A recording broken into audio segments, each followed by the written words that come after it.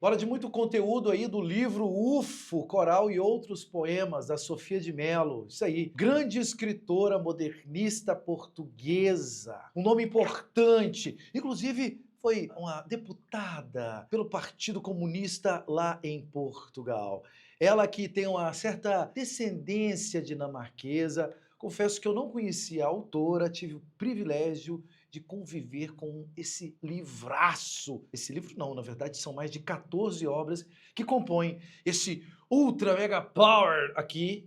Olha só, o danado é grande, hein? Você deve ter dado uma assustada aí. Bora de biografia da autora, antes de tudo. Sofia de Mello Breiner, essa escritora portuguesa que nasce numa cidade que eu tenho uma certa consideração, que é o Porto, lá em Portugal. Ela que tem descendência dinamarquesa, ela que desde sempre se encantou com o poder da palavra, inclusive meu irmão, minha irmã, sabe quem é uma das grandes influências dessa escritora? É o senhor Manuel Bandeira. Tem um poema dele que despertou um gosto poético na autora, um poema chamado Café com Pão, Café com Pão, Café com Pão, Virgem Maria, maquinista agora assim, Café com Pão. Esse poema que é uma representação do barulho do trem de ferro, né, uma onomatopeia por meio desses ruídos aí que tentam reproduzir o barulho do trem de ferro. Isso despertou a nossa Sofia de Mello em sua infância para a literatura brasileira. Agora, na boa, o grande escritor que deixou as suas marcas nessa escritora portuguesa é, sem sombra de dúvidas, o senhor João Cabral de Melo Neto, o autor do Morte e Vida Severina,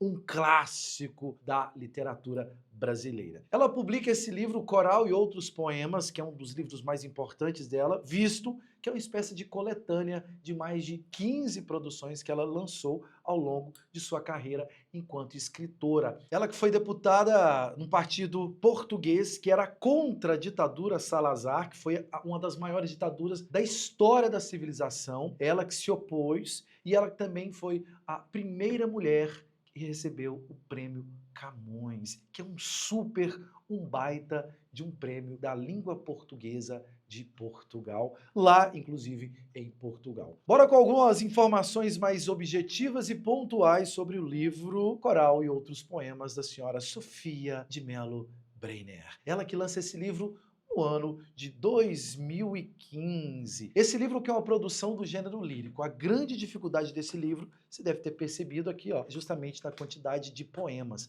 São aproximadamente 232 poemas e tem alguns ensaios lá no final desse livro também. Então, um dos desafios é justamente esse, né? A quantidade volumosa de textos poéticos. De toda maneira, esse livro é uma produção do gênero lírico. Eu quero dizer que nós temos aqui poemas.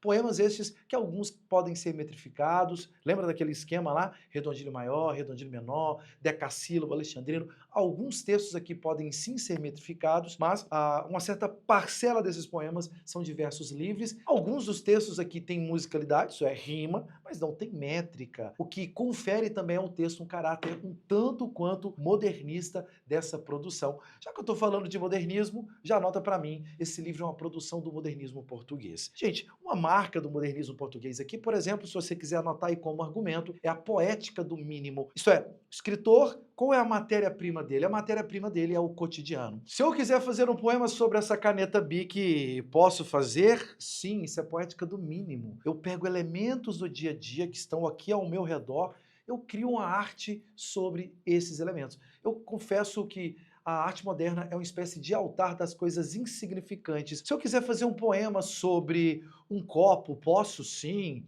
Se eu quiser fazer um poema sobre as moças do sabonete Araxá, posso inclusive um poema do Manuel Bandeira que chama As Moças do Sabonete Araxá, que é um texto que está aqui dentro desse livro também, por meio de um diálogo intertextual. Então, a Poética do Mínimo é fazer poesia sobre qualquer coisa que está aqui ao nosso redor. Um outro argumento para defender que esse livro é modernista é a linguagem, né? Uma linguagem traço coloquial. Quando eu digo coloquialismo, moçada, não necessariamente os textos têm que ter uma linguagem muito fora da norma padrão. Se você pega um poema como Minha Terra Tem Palmeiras Onde Canta o Sabiá, do romântico Gonçalves Dias, esse poema usa linguagem coloquial. Dê uma ampliada no seu conceito de linguagem coloquial. Coloquialismo é toda escrita próxima da fala cotidiana.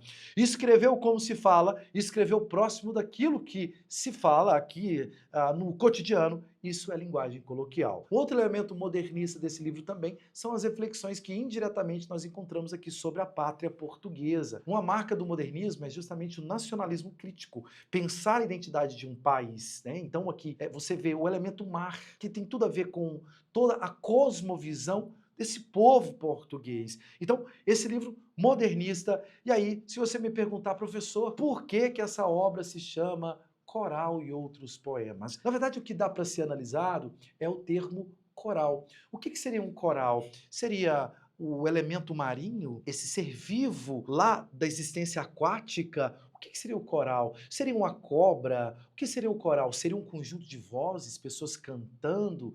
O que que seria o coral, hein? Afinal, o que que essa escritora ela poderá sim se referir nesse livro enquanto coral? A análise que eu vou defender aqui com vocês é a análise que coral pode ser associado sim ao elemento marinho. Vale dizer que o elemento marinho, o coral ou os corais, é uma vida aquática marcada pela diversidade de formas e diversidade de cores. Isso é interessante porque pego essa ideia e transfiro para a própria poesia.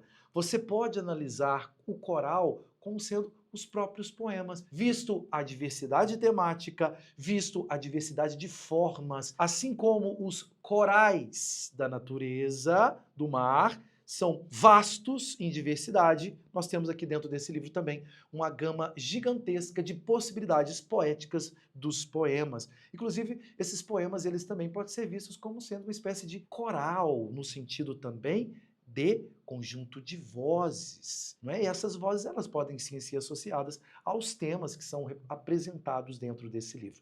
De toda maneira, o poema, cada poema dentro do livro, que são mais de 230, eles sim podem ser vistos como sendo os corais, esse ser marinho que está lá, né? Inclusive o mar é um grande tema da obra. Obra essa, como eu disse para você, já anunciei, que tem aproximadamente 14 livros que compõem essa obra. Isso é muito bom, né, professor? Sim, isso é muito bom. Detalhe, alguns elementos importantes antes de analisar um texto contigo, inclusive você que ficou até aqui, não se esqueça de seguir a gente no canal, dá aquele like, que assim eu posso continuar produzindo conteúdo de qualidade para você que sonha em ser UFO e é possível sim estudar numa universidade pública gratuita e de qualidade. Um elemento importantíssimo aqui do livro é o mar e a praia. A praia é um elemento de comunhão, de junção da terra e do mar. E na praia, já que é um elemento, um momento de comunhão, existe o mar. O mar aqui, moçada, quase sempre esse eu lírico desses poemas é o tema mais recorrente, é o mar. Esse eu lírico ali na praia, olhando o mar, ele busca uma espécie de unidade perdida. Havia no passado, entre nós, homens e a natureza, uma correlação muito estreita. Você era a natureza e a natureza era você, era tudo interligado. O que a modernidade, o progresso, a ciência fizeram? Distanciou o ser humano da Gaia, da natureza. Essa separação, ela, segundo a ótica da escritora, é algo extremamente nefasto, extremamente negativo.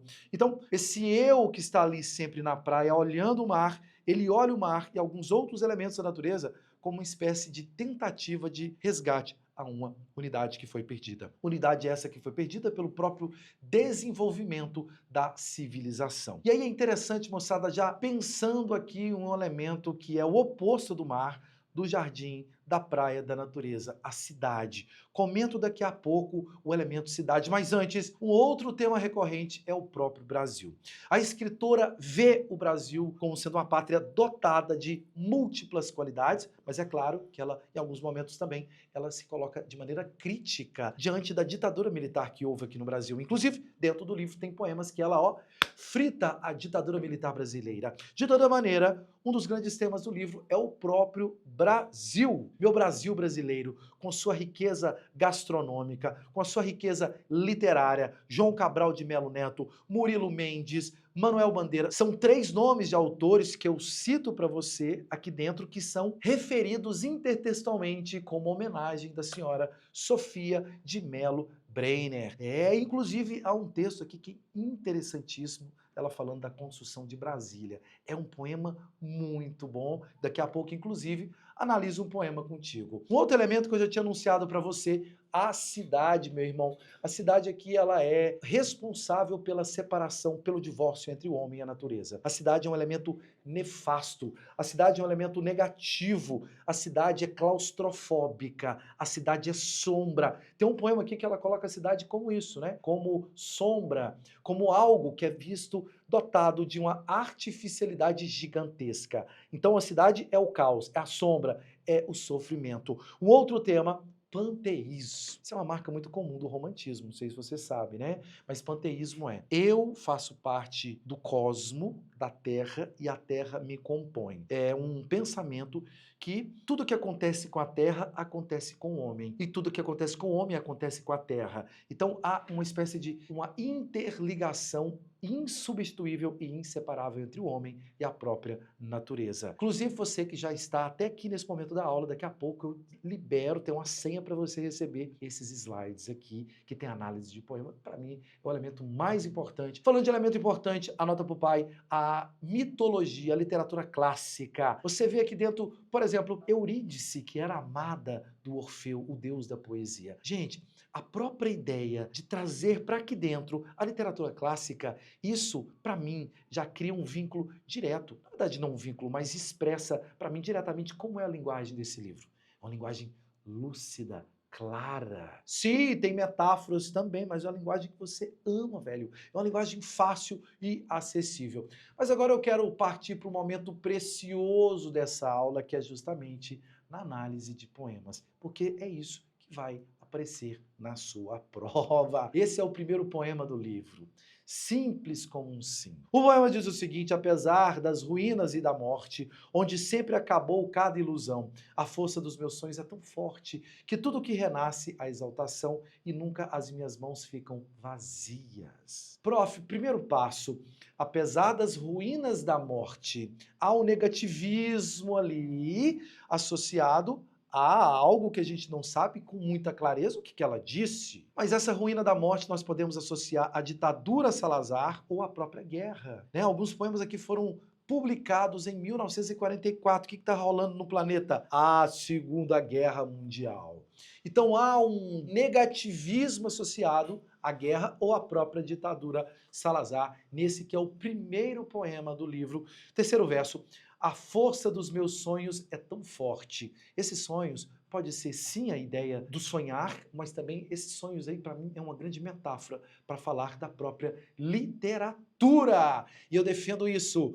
É justamente esses sonhos, a literatura, a própria poesia que faz com que esse eu não morra de desencanto, desespero diante do mundo em guerra e diante da própria ditadura Salazar.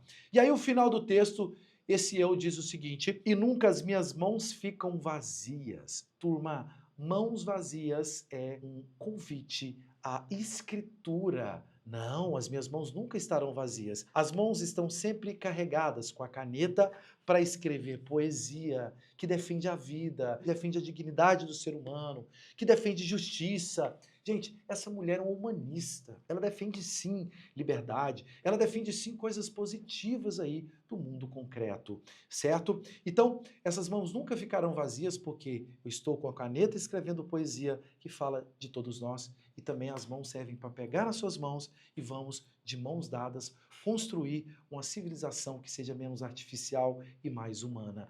Olha outro texto aí, olha a objetividade do texto. De todos os cantos do mundo amo com um amor mais forte e profundo aquela praia extasiada e nua, onde me uni ao mar, ao vento e à lua. Olha que bonito texto. De todos os cantos do mundo amo com um amor mais forte e profundo. Tudo que eu amo na vida, aquilo que eu mais sou apaixonado é o mar. Porque o mar é a possibilidade da unidade perdida. O mar traz a esse eu unidade perdida. É conforto, é, sobretudo, absoluto. Finalzinho do poema diz assim: aquela praia extasiada e nua, onde me uni ao mar, ao vento e à lua. Mar, vento e lua são todos elementos da natureza que trazem para esse eu uma espécie de conforto existencial. Tá aí a análise para você, bonitíssima, para você mandar muito bem no vestibular da Universidade Federal de Uberlândia. Mas agora a gente muda de texto, bem direto ao ponto aqui. É claro que eu estou acelerando porque a plataforma tal do YouTube gosta de aulas mais superficiais, tá? Beleza? Bora pra cima, cidade. Cidade, rumor, vai e vem sem paz das ruas, ó vida suja, hostil, inutilmente gasta. Saber que existe o mar e as praias nuas, montanhas sem nome e a planície mais vasta, que o mais vasto desejo. Eu estou sem ti, fechada, e apenas vejo os muros e as paredes, e não vejo nem o crescer do mar, nem o mudar das luas. Gente, a cidade é o espaço da artificialidade. A cidade é claustrofobia. A cidade é sombra. Eu não vejo nada, eu não sinto nada. Olha a análise do poema bacana para você aí, ó. Final do texto diz assim: saber que tomas em ti a minha vida e arrasta pela sombra das paredes. Cidade é sombra. A cidade desgasta a minha vida. A minha alma que fora prometida às sombras brancas e às florestas verdes. A minha alma foi prometida para a floresta e para o mar, para que nós tenhamos uma integração entre a natureza, o homem e a natureza. Se você ficou até aqui, agora se liga na senha para você receber esse slide, mas uma versão completa também. Você vai lá no meu Instagram, tem a descrição aqui, escreve para mim no direct, slide UFO. O próprio sistema manda para você esses slides automaticamente e que sua jornada de aprovado e aprovada UFO seja marcada pela bonança. Amém, irmãos? Bora para cima da UFO e seja UFO.